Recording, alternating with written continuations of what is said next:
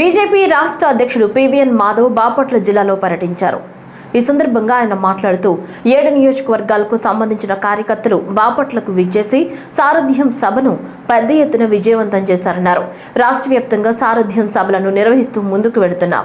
అందులో భాగంగా బాపట్ల జిల్లా కేంద్రంలో ఈ సభను నిర్వహిస్తున్నాం.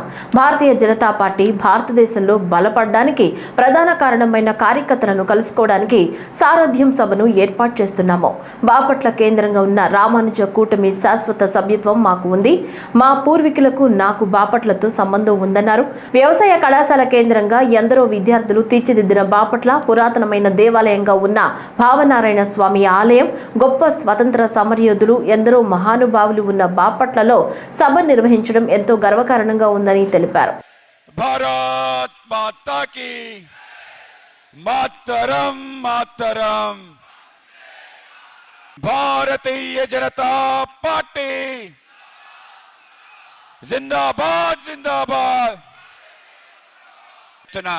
బాపట్ల జిల్లాని సంబంధించిన 7 నియోజకవర్గానికి సంబంధించిన కార్యకర్త సోదరి సోదరుమణులు పెద్ద ఎత్తున ఇక్కడికి విచ్చేసి భారతీయ జనతా పార్టీ రాష్ట్ర అధ్యక్షులుగా బాధ్యతలు తీసుకున్న తర్వాత విచ్చేసిన మీరు నాకు ఇచ్చిన స్వాగతానికి ముందుగా మీ అందరికీ హృదయపూర్వక ధన్యవాదాలు తెలియజేస్తూ నమస్కారాలు తెలియజేస్తున్నాను.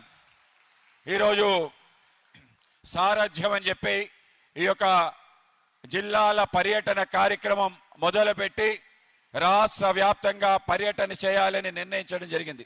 రాష్ట్ర వ్యాప్తంగా సారథ్యం అనే యొక్క పేరు ఎందుకు పెట్టడం జరిగిందంటే భారతీయ జనతా పార్టీ ఆంధ్రప్రదేశ్లో దేశవ్యాప్తంగా ప్రపంచంలో అతిపెద్ద పార్టీగా మారడానికి కారణమైన కార్యకర్తల యొక్క సారథ్యం కారణంగా మన ప్రియతమ ప్రధాని నరేంద్ర మోడీ గారు ప్రధానమంత్రిగా అయ్యారు. కనుక ఆ యొక్క సారథ్యం ఏదైతే కార్యకర్తల సారథ్యం కారణంగా మన నాయకుడు నరేంద్ర మోడీ గారు ఆ స్థానానికి వచ్చాడు. ఆ నరేంద్ర మోడీ గారి యొక్క సారథ్యం మనందరికీ కూడా స్ఫూర్తి ప్రేరణగా ఉండాలి. కనుక ఈ యొక్క కార్యక్రమానికి ఆ పేరు పెట్టడం జరిగింది.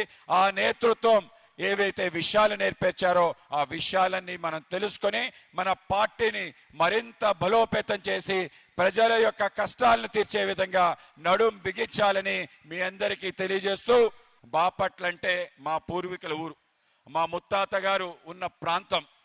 ఇక్కడే ఉన్న రామానుజ కూటమి ఏదైతుందో ఆ రామానుజ కూటమి మాకర్ల వాళ్ళు కట్టిన ఆ యొక్క రామానుజ కూటమిలో కూడా శాశ్వత సభ్యులుగా మా పూర్వీకులు ఉండేవారు. ఆ విధంగా మా నాన్నగారికి అనేక మంది బంధువులు ఉన్నారు. ఆ బంధువులందరూ కూడా ఈరోజు చాలా ఆనందంగా మా బాపట్ల సంబంధించిన వ్యక్తి రాష్ట్ర అధ్యక్షుడే అని చెప్పి ఆనందం వ్యక్తపరుస్తున్నారు. ఆ విధంగా చిన్నప్పటి నుంచి బాపట్లతో నాకు ఆ విధమైన సంబంధం ఉంది. బాపట్ల కేవలం వ్యవసాయ విశ్వవిద్యాలయానికి క్షేత్రమే కాకుండా అనేక మంది కారణభూతుల్ని జన్మనిచ్చిన స్థలం.